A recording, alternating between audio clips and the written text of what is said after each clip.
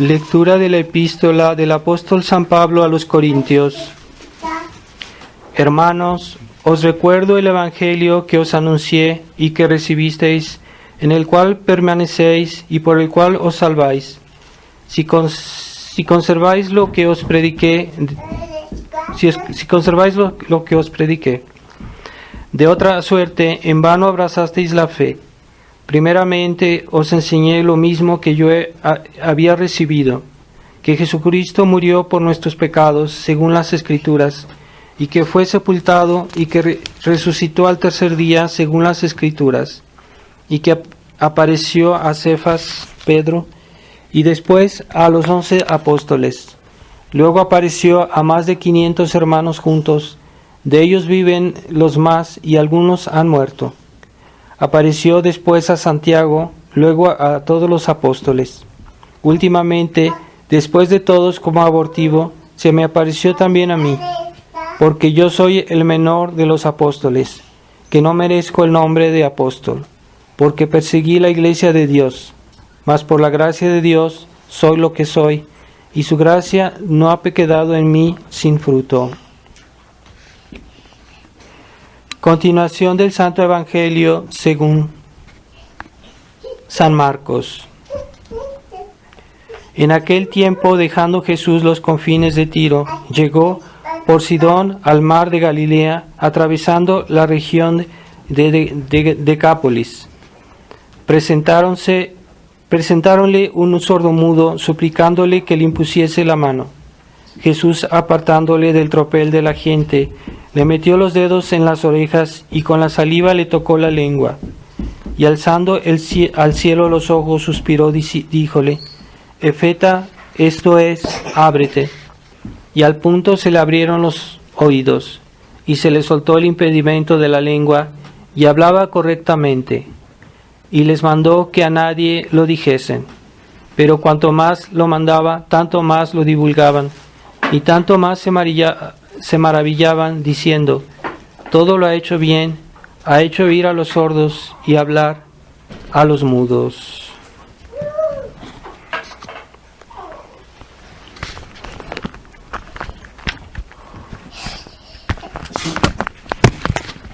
Esta semana que pasó, fue la fiesta del Corazón Inmaculado de María. Espero que hayan hecho recuerden sus oraciones a la Virgen.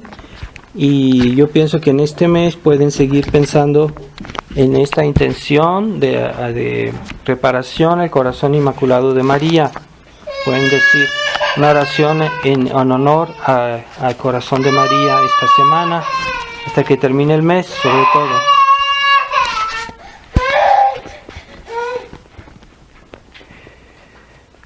En el nombre del Padre, del Hijo y del Espíritu Santo. Amén.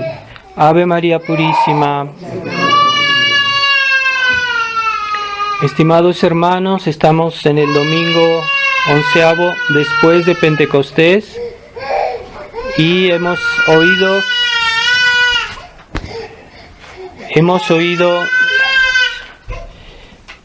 en este Evangelio el milagro que nuestro Señor hizo de este sordo mudo, que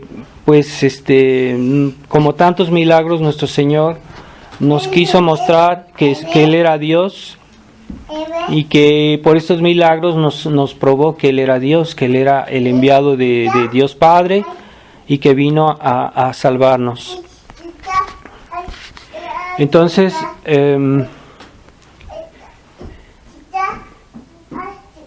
estos males que nuestro Señor curaba, nos hacen recordar todos los males de la humanidad que Él vino a curar.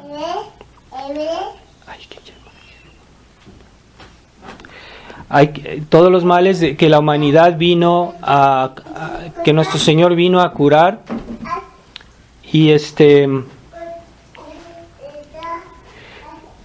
y que Él por su divinidad nos salvó. Pero también hay que acordarnos que estos males vienen por algo que fue en el origen, es decir, ese pecado original. al origen de la creación, al principio, cuando Dios creó al mundo, hubo este pecado que no estaba en el plan de Dios, pero que fue una infidelidad del hombre, de Adán y Eva, y que nos ha acarreado a toda la humanidad graves consecuencias. Ese pecado original, hay que tener mucha conciencia de él cuando pensamos en los males que nos aquejan, cuando vemos todo lo que pasa en el mundo, todas las desgracias, todas las enfermedades y todo lo que vemos en el mundo, pues todo es consecuencia del pecado original. Y si no tenemos claro en nuestra mente ese pecado, pues no vamos a comprender por qué hay el mal en el mundo, por qué hay tantas desgracias, por qué hay tantas miserias, si no entendemos que eso viene del pecado original.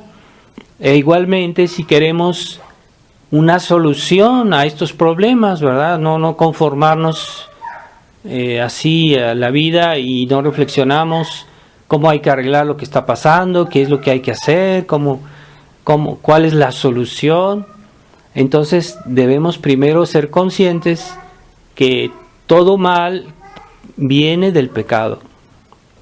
Entonces el salario del pecado pues es la muerte, pero no solo la muerte, es también todos los males que hay en la tierra. Y de ahí debemos concluir que el pecado es algo muy grave, tan grave que ha acarreado tantos males. Los males que vemos, todos son consecuencias del pecado. ¿Qué quiere decir? Que el pecado es algo muy grave. Para atraer tantas desgracias, tantos males en la tierra, quiere decir que el pecado es algo muy grave. Y entonces debemos tomar conciencia de que el pecado es algo muy grave. Entonces, ¿cómo es que vemos cómo se repiten las desgracias, los males que hay en la tierra, y que la gente siempre vuelve a tener los mismos problemas, las mismas desgracias? Y es que no han sabido ir a la causa, ¿verdad? Es como un doctor que viene un enfermo y que tiene una enfermedad grave, y este doctor le da unas aspirinas, pero estas aspirinas solo tal vez le van a calmar un poco el dolor, pero no van a arreglar el problema de raíz, no van al fondo del problema. Entonces, en esta vida mucha gente se conforma con aspirinas, tienen problemas, tienen desgracias y no quieren ir al fondo del problema. La raíz del mal es el pecado. Entonces hay que arreglar este problema. Ciertamente la solución no es así en un instante, pero hay que ir primero sanando el pecado en nosotros, nosotros mismos, en nuestra propia vida, quitar todo aquello que ofende a Dios, todo aquello que es pecado. Y las consecuencias del pecado, ¿verdad? También en nuestra vida personal, cada quien tiene sus pecados, cada quien tiene sus problemas. ¿Acaso hemos realmente reflexionado cómo arreglar nuestros problemas? Porque todos esos pecaditos o pecados grandes, chicos o grandes, tienen consecuencias muy graves para nosotros personalmente. Y debemos reflexionar, decir, bueno, está bien, yo tengo muchas preocupaciones en mi vida, pero la primera debe ser alejarme del pecado. La primera debe ser estar bien con Dios. Porque las otras males de esta vida, como quiera que sea, terminarán con esta vida. Cuando yo muera, todos moriremos. Un día esta vida se acaba, pero la eternidad que sigue es eterna. Entonces, lo primero es estar bien con Dios. Lo primero es que si tenemos pecados, pues nos confesemos, vivamos en estado de gracia constantemente, vivamos en estado de gracia. Y es la primera solución, la más importante. Ya lo demás también, pero es secundario. Y hay gente que se preocupa de todo menos de su alma. Y de confesarse, pues no sé cuándo, lo posponen. No, es muy importante que estemos bien con Dios. Porque el pecado tiene su castigo y puede ser una eternidad que estamos poniendo en juego por no confesarnos o por aplazar las cosas. No hay que jugar con esas cosas. Entonces, ¿cuál es la solución al pecado? Es lo que la gente no entiende hoy y ha olvidado, que para que el pecado se perdone se necesita reparar, hacer reparación. Cuando una cosa se descompone, cuando algo se rompe, ¿qué hacemos? Lo reparamos, ¿no? También la reparación es reparar la ofensa, el insulto hecho a Dios. Eso es reparación. Y como el hombre no era capaz de reparar una ofensa infinita hecha a Dios, por eso Dios prometió a Adán y Eva que vendría un Mesías, un Salvador, que él iba a reparar los pecados. Entonces, ahí está la solución, ahí está la llave de la solución al problema. Si tenemos conciencia de la importancia del pecado, las consecuencias del pecado y la necesidad de reparar ese pecado, se necesita alguien que repare ese pecado con su sacrificio. Nuestro Señor vino a la tierra y murió por nosotros. Todos sabemos eso, ¿verdad? Pero hay pocas personas que piensan ¿por qué murió? ¿Para qué murió? ¿Por qué murió? Para reparar. Entonces nosotros debemos saber reparar. Ciertamente nuestros actos, cuando pedimos perdón a Dios, estamos haciendo un acto de reparación, porque nos estamos disculpando, nos estamos poniendo en orden nuestra vida, arrepentirse y corregirse, por ejemplo, de un defecto, de un problema que tengamos, ya es una reparación, ya estamos comenzando a reparar el mal hecho. Si yo robé, pues voy a restituir lo que robé. Si yo ofendí a alguien, pues tal vez le voy a pedir disculpas. Es una reparación. Pero la primera reparación es la que se hace a Dios. Esa reparación es la más importante. Y tenemos cuidado nosotros de pedir perdón a Dios. Ahí está la pregunta. Y si no nos parece importante eso, porque tenemos mucho que hacer, porque tenemos muchas preocupaciones, pues es que quiere decir que no tenemos noción de lo que es más importante. Estamos perdiendo el tiempo. Entonces, todo ese tiempo que pasó antes de la venida de nuestro Señor, ¿cómo hacía la gente cuando quería reparar y que Dios lo perdonara? Pues Dios, en su misericordia, a esas personas del Antiguo Testamento, Dios les dio la posibilidad, pero como un avance, ¿verdad? Como un préstamo antes de que fuera pagado la deuda. Y así como nosotros, por ejemplo, un patrón le avanza a su empleado el salario, pongamos de una semana, se lo avanza. Bueno, eso es lo que hizo Dios con la humanidad. Todas las gracias que fueron dadas en el Antiguo Testamento era un avance de los méritos de Jesucristo. Y si recibieron gracias, fue por los méritos de Jesucristo, un avance. Entonces, esos méritos fueron los que hicieron que, por ejemplo, los sacrificios que hacían en el Antiguo Testamento, en ese tiempo no había la Santa Misa. ¿Y qué había? Habían sacrificios de animales que se hacían en honor de Dios, pero esos animales simbolizaban al futuro cordero que se iba a inmolar. Entonces inmolaban, por ejemplo, a corderos, pero ese cordero simbolizaba al cordero que era Jesucristo. Entonces era un acto de fe en el futuro Mesías que iba a venir y que iba a morir, ¿verdad? Entonces todos esos sacrificios simbolizaban ya a Jesucristo, al sacrificio de Jesús. Por eso cuando Jesús vino, todos esos sacrificios se suprimieron. ¿Por qué? Pues ya no tenían sentido. Ya Él había venido, Él ya había muerto por nosotros. No había que hacer actos simbólicos de lo que iba a venir después, ¿verdad? Entonces, los sacrificios del Antiguo Testamento, cuando vino Jesús, Jesucristo los suprimió. La nueva ley, el Nuevo Testamento, porque había un Antiguo Testamento que es una antigua ley, y después hay un Nuevo Testamento, que es la nueva ley, que entra en vigor con la venida de Jesucristo.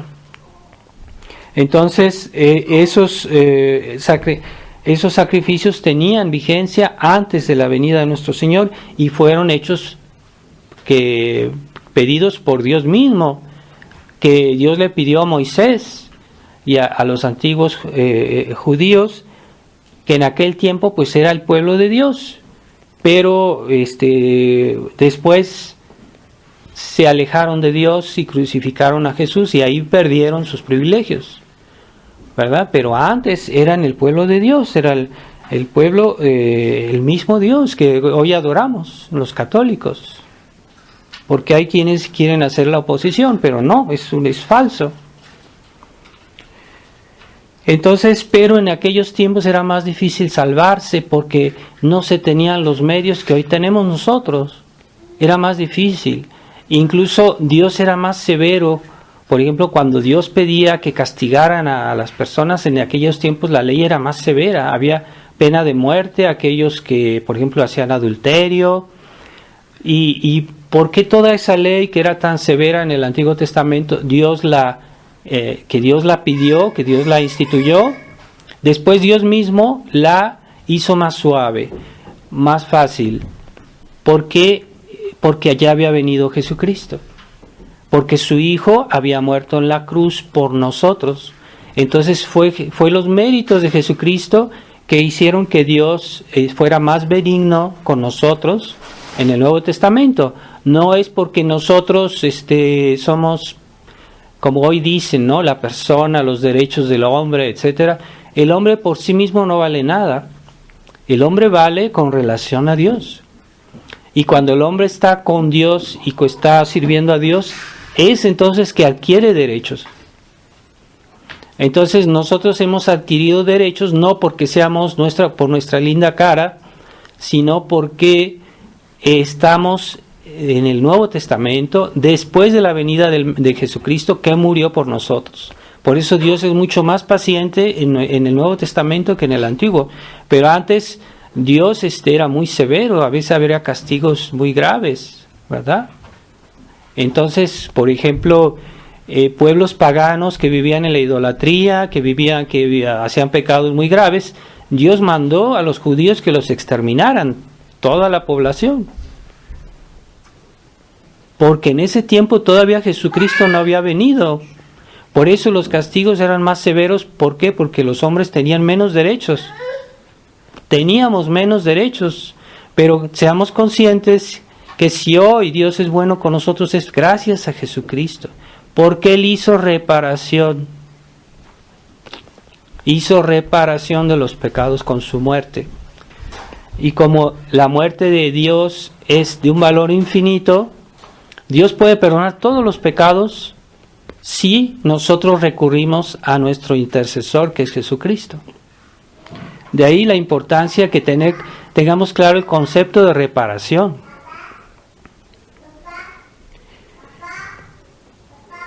Así que muchas almas en aquel tiempo se perdían porque era más difícil conocer la verdad, porque en aquel tiempo no había los sacramentos, no había la misa.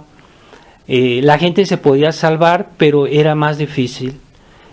Por eso estaba infestado el mundo de idolatría, de gente cruel, de guerras muy crueles. Si uno lee cómo eran en aquel tiempo las guerras, cómo se exterminaban entre ellos. O sea, los pueblos eran terriblemente crueles, ¿verdad? No, era una práctica común. Pero la venida de nuestro Señor vino a suavizar todo eso, porque hizo reparación. Y esta reparación de nuestro Señor es muy importante, no basta decir, bueno, sí, Jesucristo nos salvó. Debemos tratar de comprender cómo nos salvó, por qué nos salvó y de qué nos salvó. Entonces, Él murió por todos los pecados de toda la humanidad, pasados, presentes y futuros. Así que los pecados que hoy, cuando por ejemplo hoy nos vamos a confesar, Dios nos perdona nuestros pecados por los méritos de la pasión de Jesucristo, que fue en el pasado, ¿verdad? Que tenemos la fortuna, la gracia de vivir en el Nuevo Testamento. Tenemos la gracia de vivir en un país cristiano, más o menos, casi ya.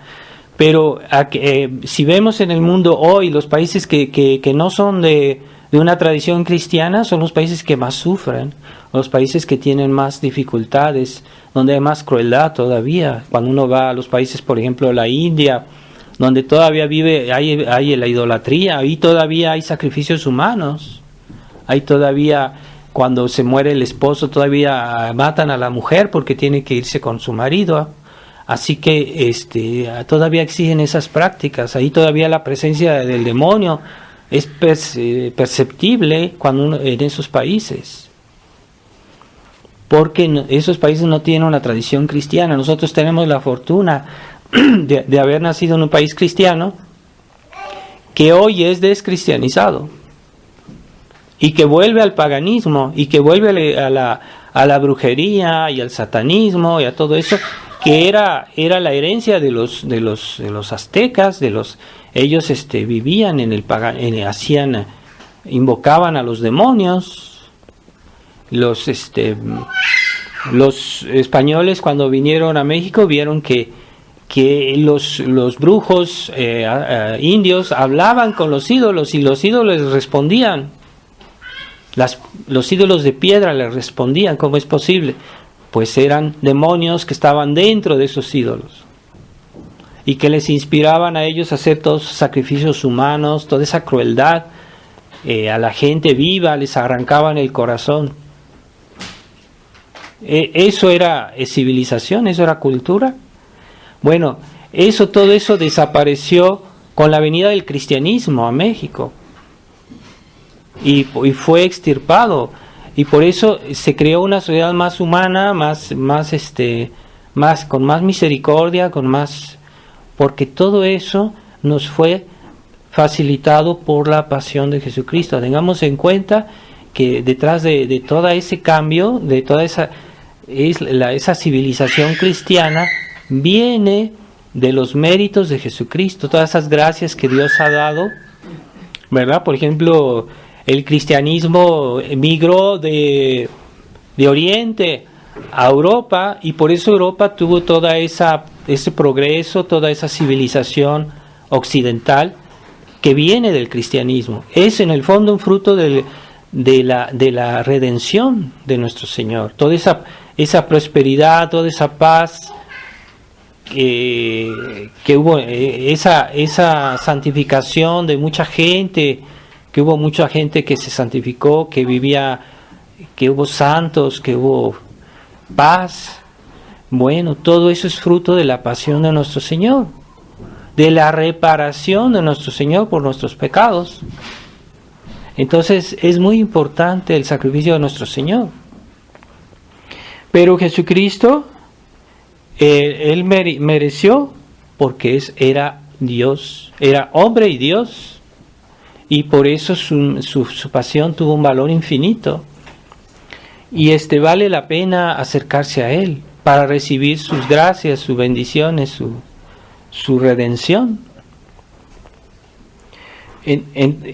Pero nuestro Señor tiene su manera de hacer las cosas. Por eso Él fundó la iglesia. Y es por la iglesia que nuestro Señor nos quiere salvar. ¿Qué quiere decir? Nuestro Señor, las gracias que nos ganó en la cruz, Él quiere que se nos apliquen a nuestra alma, a nuestra vida, por un canal, no por otro, no por dos o tres, por un canal. Ese canal se llama Iglesia Católica. No hay otro canal, es decir, nosotros no podemos recibir las gracias de Dios por otra religión que no es la católica, que no es la que Jesucristo fundó. Las gracias de la cruz las recibimos por la Iglesia Católica.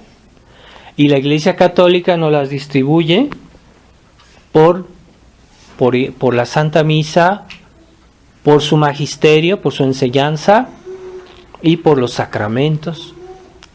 Dios nos distribuye las gracias de perdón, de santidad, de todo el auxilio que Dios nos da. Dios nos los distribuye por los sacramentos. Pero los sacramentos no están en las religiones falsas, en las religiones protestantes, no están en manos de personas que no son sacerdotes. Es por los sacerdotes que Dios quiere darnos esas gracias. Y no se pueden recibir estas gracias si primero no se tiene la fe, así que necesitamos la enseñanza de la Iglesia que nos enseña la fe. Es lo que se llama el magisterio de la Iglesia. Ese magisterio siempre existió y siempre enseñó lo mismo, las mismas verdades que Jesucristo había enseñado. La Iglesia a lo largo de 2000 años siempre nos enseñó lo mismo, nos decía que esto es pecado, que esto no se hace, que esto está mal, qué debemos hacer para salvarnos, qué es lo que no debemos hacer. Siempre la Iglesia dijo lo mismo, hasta que no vino el Concilio Vaticano II, quien nos quiere cambiar la moral, y ahora lo que antes era pecado, ahora ya no lo es. Quiere decir que hay una contradicción. Esa nueva religión no es la católica, porque está cambiando, quiere hacer algo nuevo, algo que no es conforme a la enseñanza de nuestro Señor. Entonces, la religión católica se ha reducido a menos personas, porque son pocas personas las que hoy mantienen esa enseñanza, ese magisterio de la Iglesia, que no cambia, que no puede cambiar. Y si nos quieren decir otra cosa, pues es falso, porque Dios no se puede contradecir, decir una cosa, esta cosa es de color blanco y mañana es de otro color. No, es siempre del mismo color, es lo mismo. Entonces ya nos quieren cambiar nuestra religión. Y por eso mismo ya se está cortando las almas de Jesucristo, porque ya no reciben el influjo, las gracias que vienen de la cruz de Jesucristo. Si uno pierde la fe, uno ya, aunque se confiese, aunque vaya a misa, no le sirve, no le hace ningún bien, porque ya perdió la fe. Para recibir los sacramentos, para asistir a la misa, si necesitamos tener fe para que la gracia nos pueda venir. Entonces, primero hay que aceptar la verdad que Jesucristo nos vino a traer, que vino a traer a la tierra. No hay otra verdad. No se puede modificar la verdad. Siempre lo mismo. Y la importancia de la misa. Por Jesucristo, nosotros no tuvimos la gracia, la ventaja de estar el día que nuestro Señor murió en la cruz, como lo tuvo Nuestra Señora, la Virgen María, el apóstol San Juan, la Magdalena. Estar ahí en ese momento era una gracia inmensa de participar a la pasión de nuestro Señor. Nosotros no tuvimos esa gracia, pero Jesucristo en su bondad pensó en nosotros y por eso hizo la Santa Misa. La Santa Misa es el sacrificio de la cruz de Jesucristo que se renueva cada vez que se dice la misa. ¿Por qué la Iglesia nos impone la obligación de ir a la misa el domingo? Porque la misa es algo muy importante y la necesitamos. Entonces debemos asistir a misa el domingo bajo pena de pecado grave. Y esa misa, estamos asistiendo al sacrificio de Jesús. No lo vemos de una manera con los ojos, pero cuando se consagra el pan y después el vino, en ese momento precisamente se vuelve a renovar el sacrificio de Jesús. Y en ese momento hay una obra de reparación. Nuestra alma recibe gracias. Cada vez que vamos a misa, recibe gracias por la reparación que Jesucristo hace por nosotros. La misa es una obra de reparación. Que hay gente que va a misa para llevar su bonito vestido, para que los vean, para que la gente piense en ellos, para que no sé qué, por mundanidad. También hay católicos que van a la misa por mundanidad. Pero no, nosotros vamos a la misa para recibir las gracias del sacrificio de Jesucristo, que se apliquen en nuestra alma. Si vamos con fe, vamos a recibir más gracias. Si vamos con poca fe, vamos a recibir menos gracias. Depende cómo asistimos a la misa, con respeto o sin respeto, con devoción o sin devoción. Pero la misa tiene un valor infinito. Es como si hay un lago que es, pongamos el mar, que es grandísimo, y yo voy a tomar cada día un balde de agua para mis necesidades. Si yo voy con una taza, pues voy a tomar una taza nada más de agua, pero si voy con un balde voy a tomar más. Si voy con un camión, pues voy a tener mucha más agua. Quiere decir que con qué disposiciones yo voy a la misa. Si voy con un corazón cerrado, con un corazón egoísta, con un corazón sin fe, voy a obtener menos gracias. Pero si voy con mucha fe, con mucha devoción, ese lago es infinito. Hay mucho que pedir, hay mucho que recibir, pero depende de mis disposiciones. Si yo estoy distraído, si yo estoy sin fe, si yo estoy sin amor, pues recibo menos, ¿verdad? De ahí la importancia de asistir bien a misa, con atención, de seguir la misa, de no estar distraídos. Hay personas que están en misa y están pensando en otra cosa. Están pensando en otra cosa, no están ahí. Y nomás están viendo el reloj a ver a qué hora se acaba la misa porque tienen que irse a hacer no sé qué. Cuidado, porque eso nos hace perder muchos beneficios de la Santa Misa. Y algo muy importante que casi nadie piensa es nuestra reparación. Como dice el apóstol, lo que falta a los méritos de Jesucristo. ¿Qué es lo que falta a los méritos de Jesucristo? Entonces, ¿los méritos de Jesucristo no son suficientes? Sí, son suficientes para salvarnos. Pero Dios quiere que nosotros, Jesucristo hizo lo principal para salvarnos. Su muerte es suficiente para salvarnos. Pero Dios quiere que nosotros hagamos algo, que nosotros colaboremos, que nosotros participemos en cierta manera a esta obra de redención y que nosotros unamos nuestras pequeñas reparaciones a la reparación de Jesucristo. Por eso, cuando vamos a misa, ofrecemos a Jesucristo, con Jesucristo que se ofrece en la misa, ofrecemos nuestros sufrimientos, nuestras penas, nuestras dificultades, las ofrecemos como reparación de nuestros pecados. Si yo tengo un problema, si a mí me duele la muela, si yo tengo una enfermedad, si yo sufro de algo, lo puedo ofrecer a Dios como reparación de mis pecados. Pero sin olvidar que esto debe estar unido al sacrificio de Jesucristo, si no, no tiene valor. Nuestro sacrificio, nuestras penas, si no están unidas a las de Jesucristo, no tienen valor para el cielo. Por eso, cuando vamos a misa, ofrecemos a Dios todas nuestras obras de la semana, todo lo que tenemos, lo que somos, lo ofrecemos en sacrificio. Jesucristo ofreció su vida, dio todo por nosotros.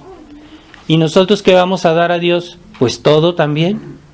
Pero no hay comparación. La vida de Jesucristo es de un valor infinito.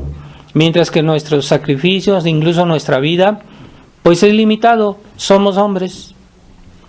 Pero si nos unimos al sacrificio de Jesús, nuestros actos adquieren valor. Son más aceptables delante de Dios. Dios acepta mejor si yo ofrezco mis penas con las penas de Jesús, con los sufrimientos de Jesús, con la cruz de Jesús. Mis sufrimientos tienen mucho más valor y pueden merecer el cielo. Pero hay personas que sufren y no tienen fe, no ofrecen a Dios nada, sus sufrimientos son inútiles, no sirven de nada para el cielo, no tienen recompensa en la otra vida. No sirven de nada. ¿De qué sirven? Por eso, participar a la misa es participar al sacrificio de Jesús. No basta estar ahí sentados calentando la silla nada más. Hay que participar a la misa. Y cuando nosotros asistimos a la misa debemos pensar en ofrecer, en pedir, en adorar a Dios, como Jesucristo lo hizo en la cruz, igual. Entonces nuestros actos adquieren mucho valor. Son agradables a Dios por los méritos de Jesucristo. Y esta es lo que hoy la gente no entiende, que debemos saber reparar. Nosotros tal vez en nuestra vida tenemos pecados, bueno, debemos reparar. Porque si no se repara en esta vida, se repara en la otra. En esta vida Dios nos da la oportunidad de reparar de una manera espontánea, voluntaria, de buena gana, ¿verdad? Pero si no lo hacemos, en la otra vida vamos a tener que reparar. Si son pecados mortales, va a ser un castigo eterno. ¿Por qué? Porque el pecado tiene una gravedad infinita, porque ofende a Dios. Por eso vemos las consecuencias del pecado original. Miremos en el mundo cuántas desgracias, cuántos males, todo eso viene del pecado original. Entonces, si nosotros también, como Adán, hemos hecho pecados graves, pues eso tiene un castigo infinito, se llama infierno.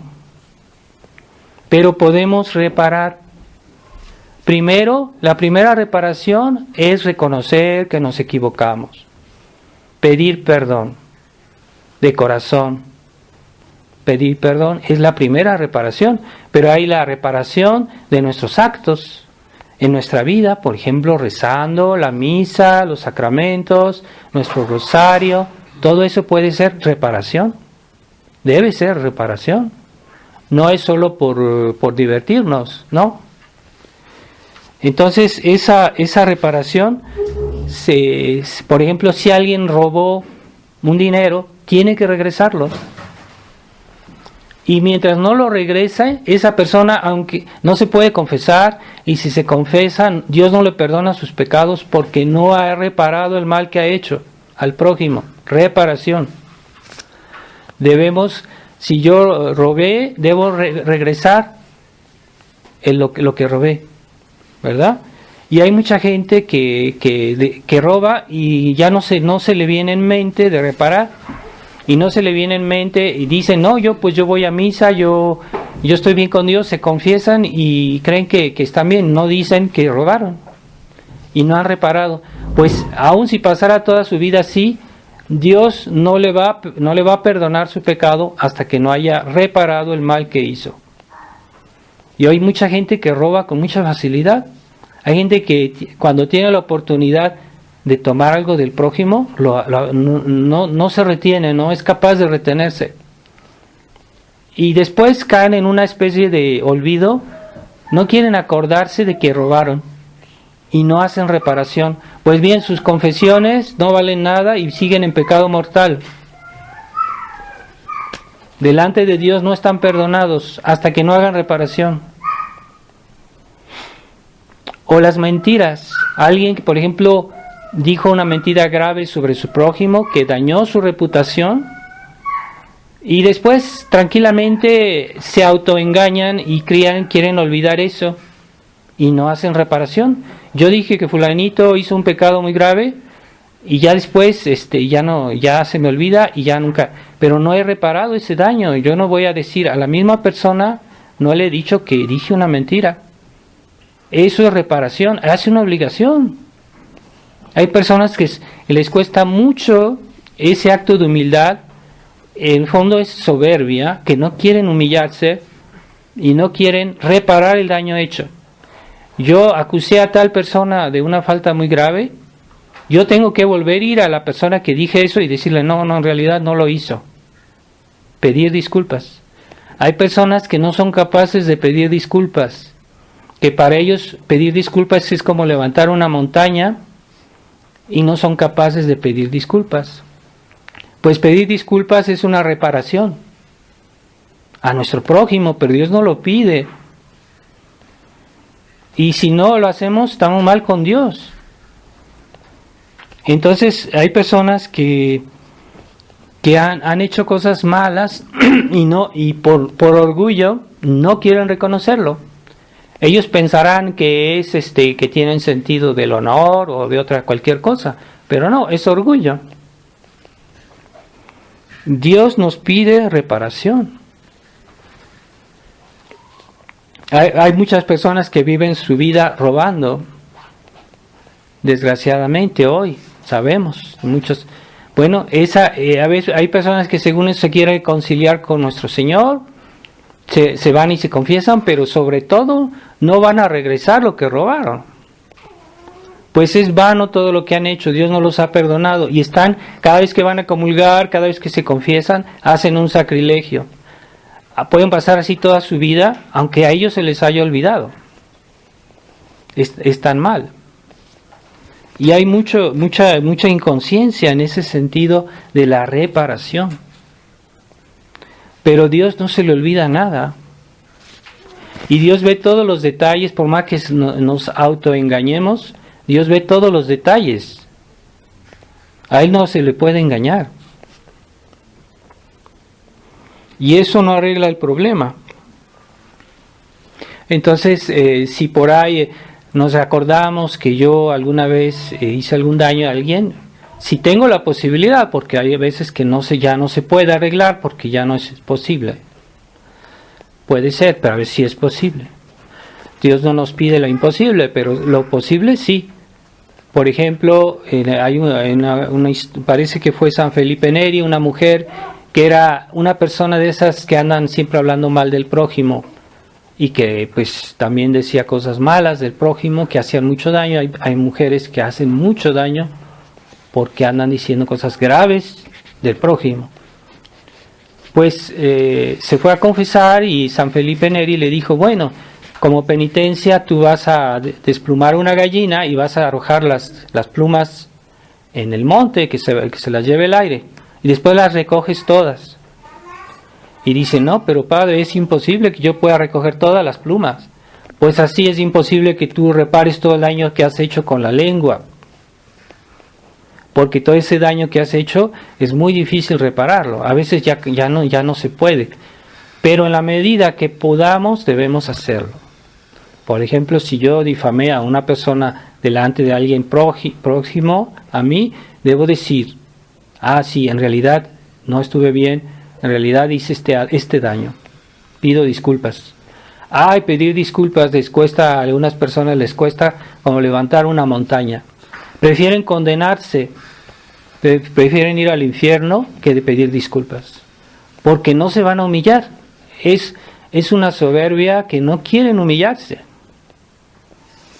Y cuidado, así es como la gente se va al infierno y pasan su vida así, sin arreglar sus problemas, sin reparar sus pecados, sin reparar el daño que han hecho.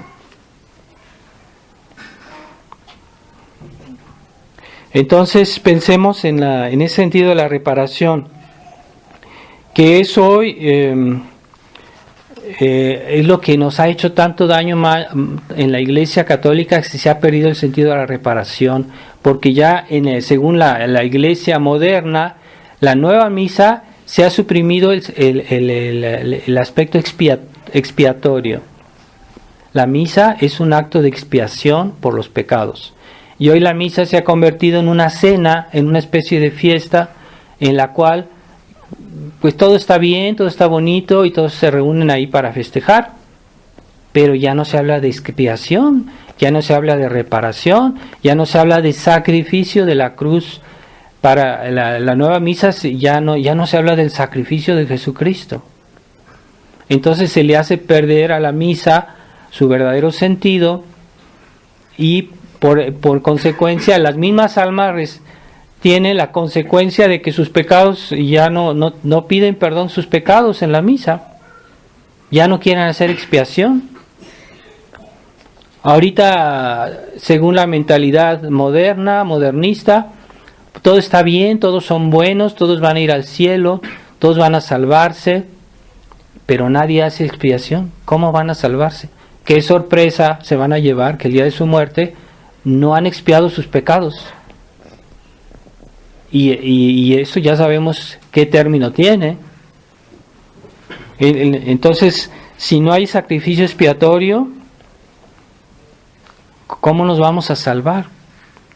Entonces, el haber hecho de la misa una cena es gravísimo para las almas, para la salvación de las almas. Y toda la eficacia de los sacramentos, por ejemplo, cuando yo me confieso, cuando yo comulgo, viene de la misa. ¿Por qué? Porque todas esas gracias que recibimos en los sacramentos vienen de la cruz. Y la misa es la renovación del sacrificio de la cruz. Así que si yo pierdo el sentido de la misa, también voy a perder el sentido de los sacramentos.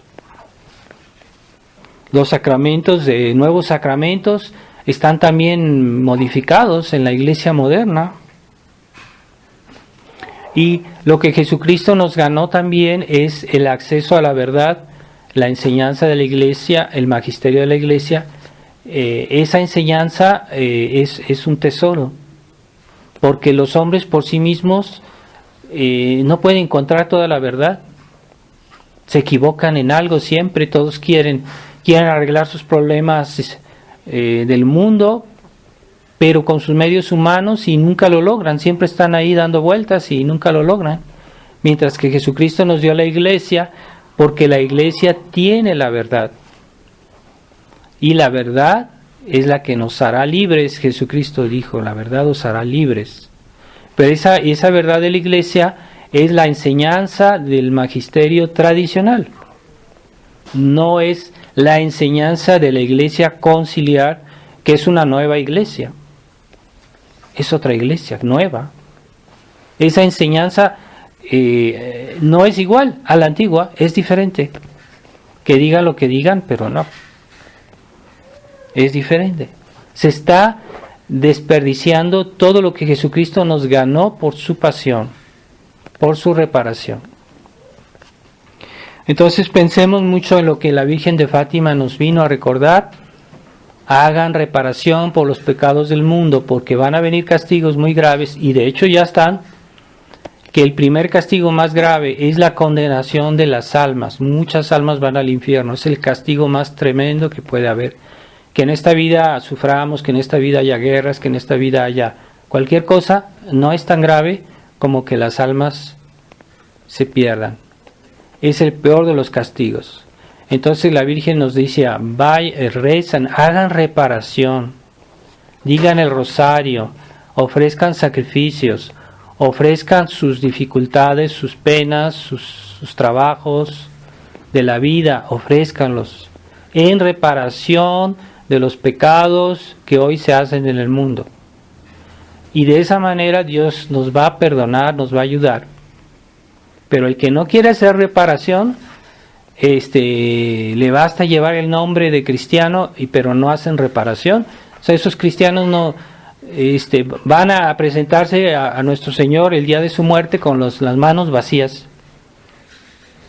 ¿Y tú qué hiciste por mí? ¿Qué hiciste en reparación?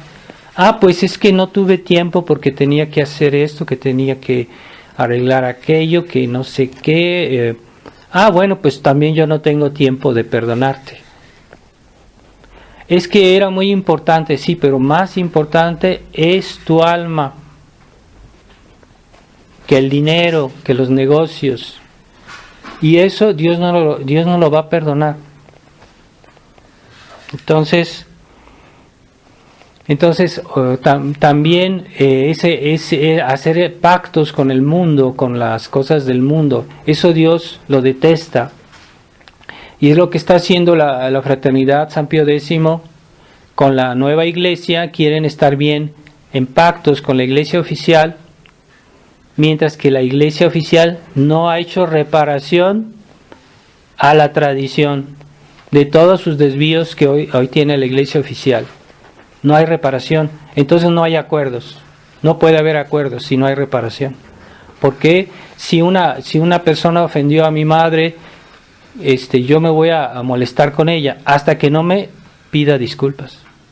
si no hay reparación, yo no me voy a acercar a esa persona porque ha ofendido a mi madre, ha ofendido a la iglesia, ha ofendido a Dios. Entonces yo me voy a alejar de ella. Pero si no hay reparación, no hay cercanía, no puede haber. Así que no se pueden hacer acuerdos con Roma mientras Roma no haga reparación, porque Roma está invadida por el modernismo. Así que vamos a pensar en eso y pidámosle a Dios ese sentido de la reparación. Es muy importante porque la vida moderna nos hace olvidar eso. Y como la vida moderna es muy agitada, hay mucho que hacer, no olvidemos de hacer reparación. Incluso nuestro trabajo, nuestras actividades las podemos ofrecer en reparación. Las obligaciones cotidianas, que son a veces difíciles, penosas, se pueden ofrecer como sacrificio. Pero hay que ofrecerlas, no basta de hacerlas, hay que ofrecerlas. Para eso está la oración de la mañana y de la noche. Ofrecer, pedir perdón y reparar. ¿Sí? Dios mío, yo te ofrezco mis penas de este día, por todos los pecados del mundo, por mis pecados, por los pecados de mi familia, de las personas que yo quiero, para que tú los ayudes, los perdones, los salves. Estamos haciendo reparación unidos a los méritos de Jesucristo. Y entonces esa reparación tiene mucho valor. Así que vamos a pedir a nuestro Señor en esta Santa Misa, pongamos atención en la Santa Misa, en el ofertorio. Ofertorio quiere decir ofrecer. ¿Qué ofrecemos en el ofertorio? Nuestros sacrificios de la semana, nuestro amor, todo lo que podamos ofrecerle a Dios, toda nuestra vida, ofrezcámoslo en el ofertorio. Para eso es el ofertorio.